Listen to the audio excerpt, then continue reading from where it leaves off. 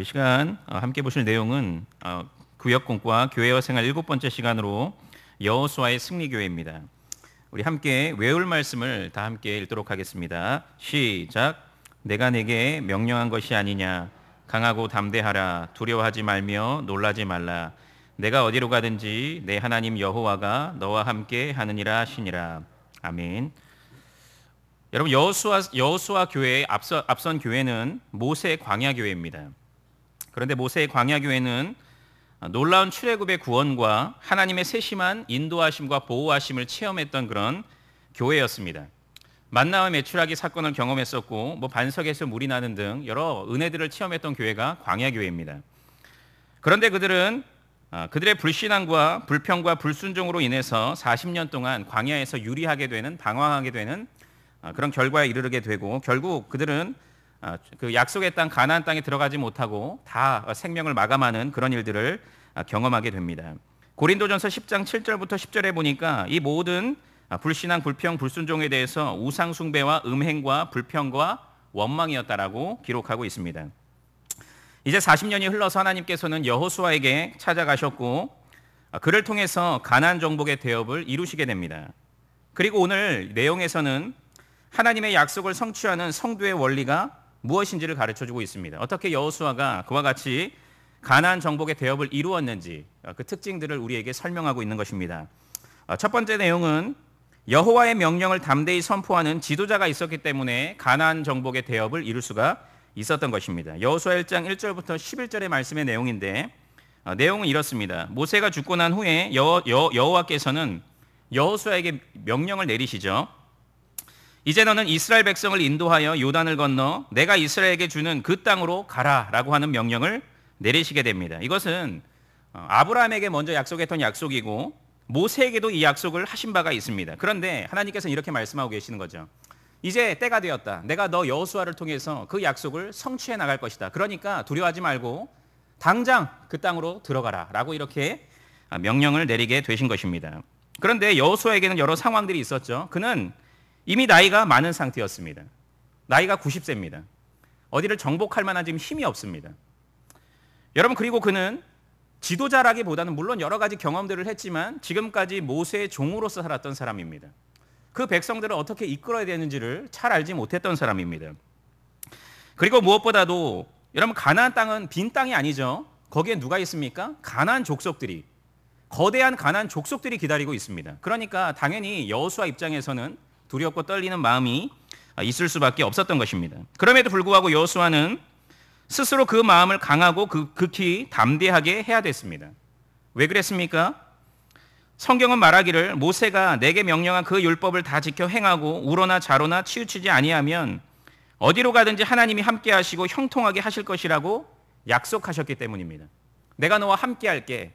너 말씀 순종하면 내가 너 형통케 하고 승리케 할게. 약속을 주셨기 때문에 그는 담대하게 행해야 했음이 분명했습니다. 여호수아는 하나님의 말씀대로 마음을 담대히 하였습니다. 그리고 하나님께 받은 명령을 백성의 관리들에게 전달하였습니다. 뭐라고 전달합니까? 사흘 안에 요단을 건너 하나님이 주시어서 차지하게 하실 땅으로 들어갈 거니까 양식을 준비해라 라고 이렇게 관리들에게 먼저 이야기를 하게 됩니다.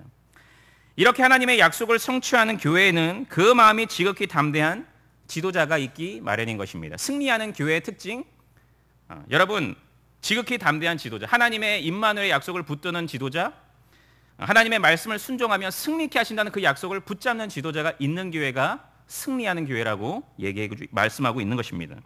두 번째로는 그 명령을 효과적으로 전달하는 유사들이 있었습니다.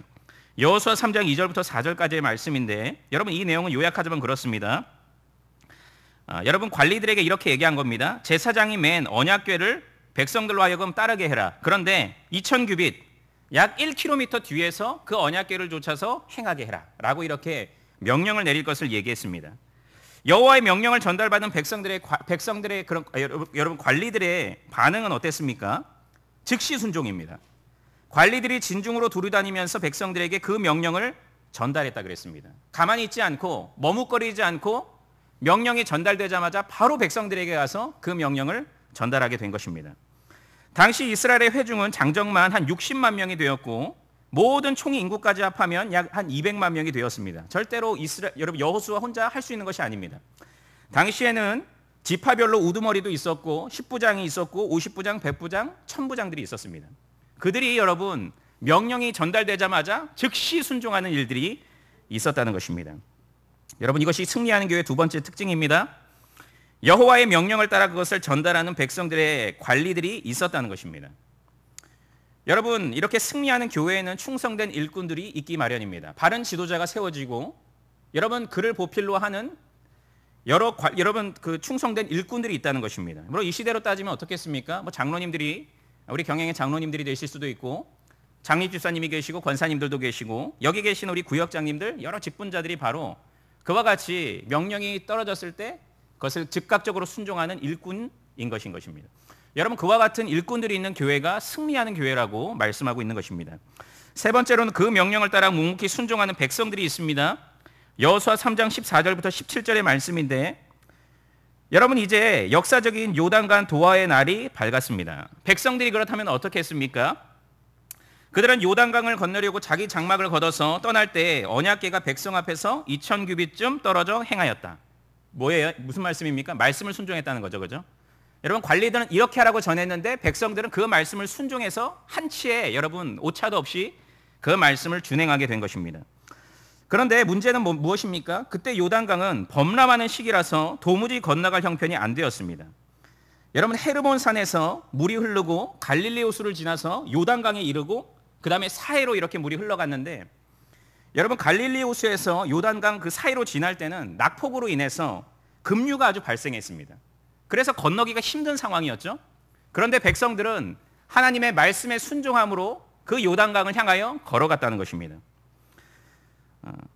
여러분 먼저 언약궤를 맨 제사장들이 강에 들어가자 물이 끊어지는 기적이 일어났고 그리고 이어서 언약궤를 맨 제사장이 강 중앙에 위치하게 되고 그동안 200만의 이스라엘 백성들이 다 요단강을 건너가게 된 것입니다.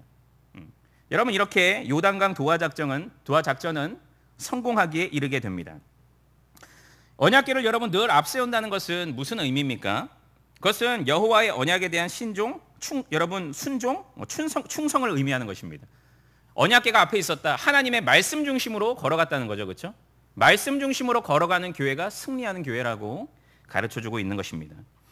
여러분 이후에 요단강 도하작전뿐만 아니고 가나안 정복 전쟁의 모든 현장에서 이 원칙들을 지킨 저들은 가는 곳마다 승리하게 됩니다. 말씀 중심은 순종에 여러분 승리로 이르게 된다는 것입니다. 요약하자면 이렇습니다. 승리하는 교회는 여호와의 명령을 담대히 선포하는 지도자가 있기 마련이고 여러분 두 번째는 그에 따라 일사불란하게 움직이는 충성된 일꾼들이 있기 마련이며 여러분 전체 백성들 성도들의 말없는 순종이 있는 교회가 여러분 승리하는 교회로 나아갈 수 있다는 것을 오늘 본문의 내용에서 여러분 배울 수 있는 것입니다. 여러분 경양교회도 우리 희년을 향하여서 우리 5대 실천 목표를 향하여 달려가고 있고 예수 세계화 운동과 세계 선교 운동, 신학교 운동, 별들의 학교 운동 여러 운동들을 진행하고 있는데 여러분 어떻게 우리가 승리의 걸음을 걸어갈 수 있습니까?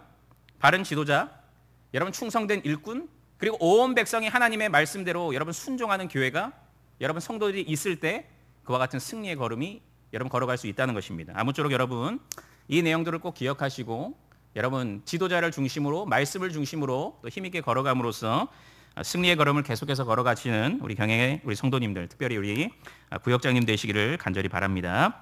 우리 토론과 적용 내용입니다. 첫 번째 여호수아가 스스로 담대하게 해야 했던 이유가 무엇입니까?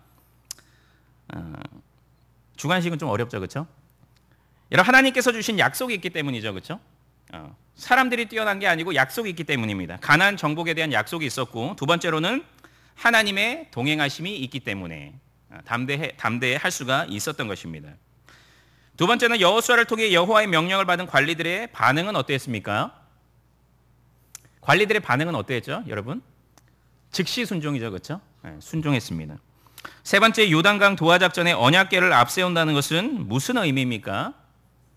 언약을 신뢰했고 하나님의 말씀대로 순종했다는 것을 의미하는 것입니다. 여러분 기도 제목을 나누고 마치도록 하겠습니다.